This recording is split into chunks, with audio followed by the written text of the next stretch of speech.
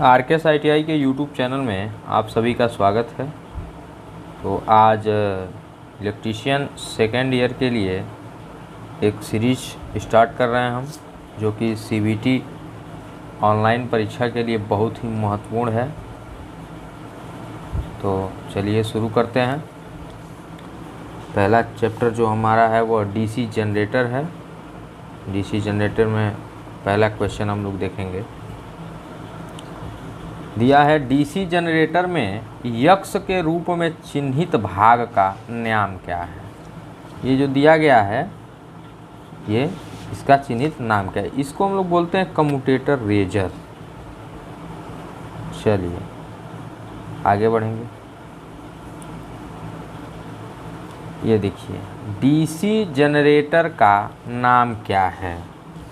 तो ये जो होता है ये जब दोनों, ये देखिए ये दोनों जब एक तरफ होता तो इसको हम लोग बोलते हैं कम्युलेटिव कंपाउंड जनरेटर। लेकिन ये दोनों दिशाएं जो है अलग अलग हैं। देख लीजिए आप लोग, दोनों दिशाएं जो हैं एक ये अलग अलग हैं। तो इसलिए इसका नाम होता है differential long shunt compound generator. चलिए आगे बढ़ेंगे। DC जनरेटर में प्रेरित EMF की दिशा ज्ञात करने के लिए किस नियम का उपयोग किया जाता है। कार्क स्क्रू नियम? बिल्कुल नहीं। दाहिने हाथ की हथेली का नियम? नहीं। फ्लेमिंग के बाएं हाथ का नियम जो होता है ये मोटर के लिए उपयोग किया जाता है। चलिए डी ऑप्शन देखते हैं क्या है। यहाँ देखिए फ्लेमिंग के दाहिने हाथ का नियम जो है ये हम लोग DC जनरेटर के लिए उपयोग करते हैं। नेक्स्ट क्वेश्चन देखेंगे।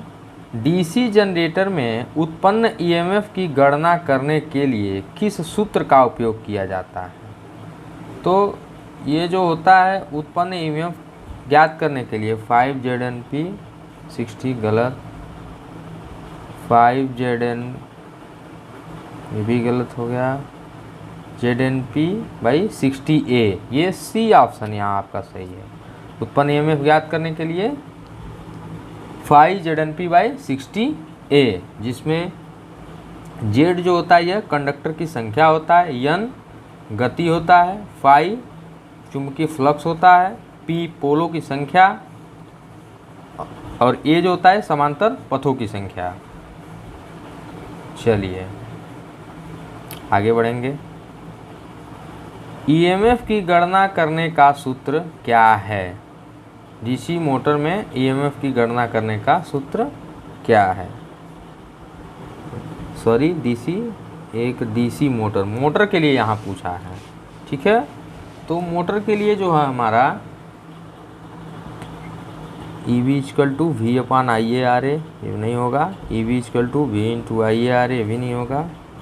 EV=V-IaRa ये C ऑप्शन होगा आपका। ये जब जनरेटर के लिए पूछता है तो यहाँ पे प्लस हो जाता V+IaRa, यहाँ पे V-IaRa। मोटर के लिए बात किया है।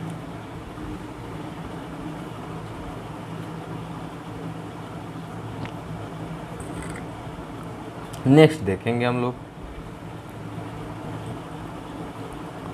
DC जनरेटर में यक्स के रूप में चिन्हित भाग का नाम क्या है।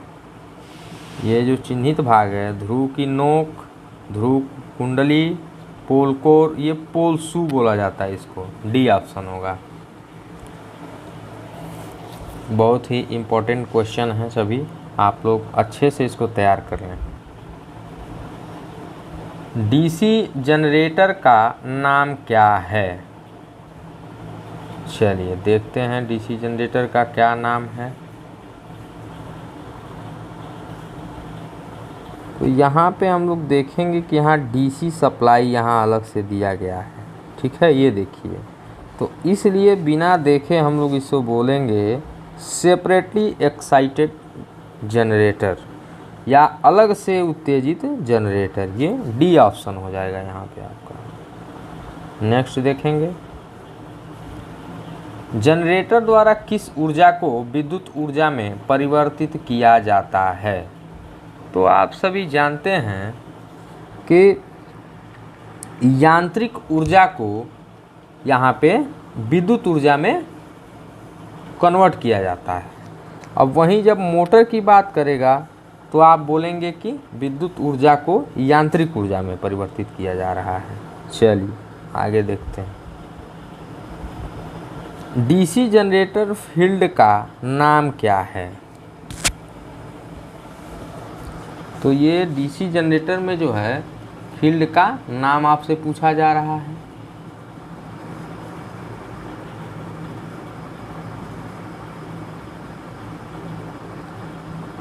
लघु शंट यौगिक, लॉन्ग शंट कंपाउंड, विभेदक। यहाँ पे देखिए सबका दिशा एक है, इसलिए इसको हम लोग कम्युलेटिव कंपाउंड जनरेटर बोलेंगे। चलिए आगे बढ़ते हैं। डीसी जनरेटर का सिद्धांत क्या है? फ्लेमिंग के बाएं हाथ का, कार्क स्क्रू? नहीं।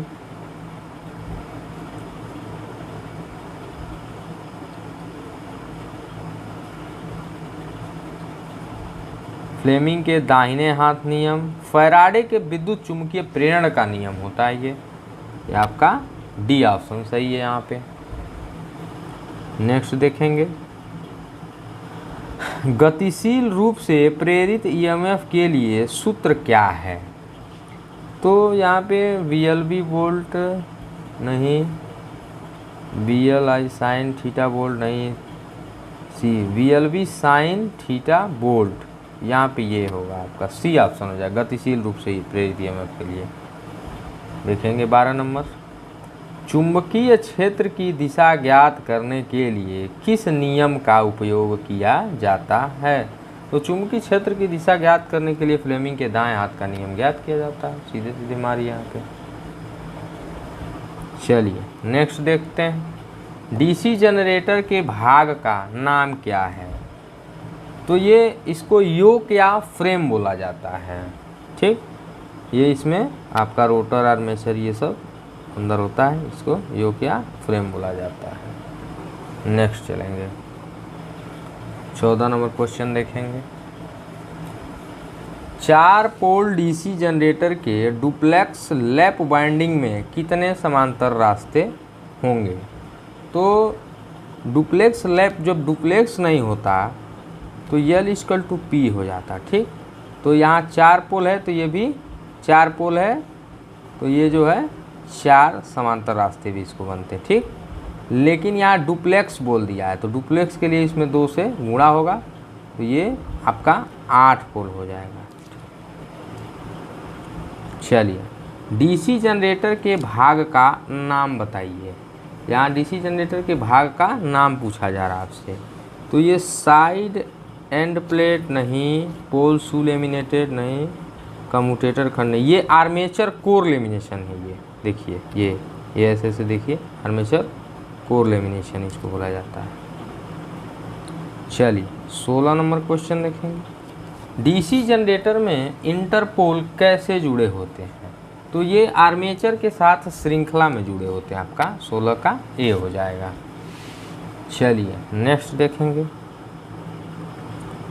17 नंबर क्वेश्चन। एक स्वयं उत्तेजित डीसी जनरेटर में अवशिष्ट चुंबकत्व की आवश्यकता क्या है?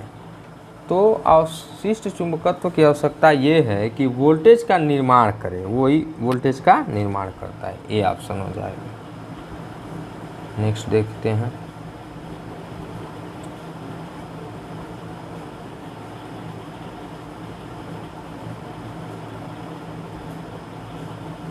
चलिए 18 नंबर क्वेश्चन देखेंगे। ये कह रहा है कि डीसी मशीनों में वे कौन से 2 बिंदु हैं जो ब्रश संपर्क प्रतिरोध को मापते हैं? तो यहाँ पे हो जो है ब्रश और कम्यूटेशन के बीच प्रतिरोध, यही मापते हैं। किस वोल्टेज ड्रॉप को यक्स के रूप में चिन्हित किया गया है? ये जो वोल्टेज ड्रॉप चिन्हित किया गया है ये कहलाता है armature reaction drop. C option हो जाएगा आपका।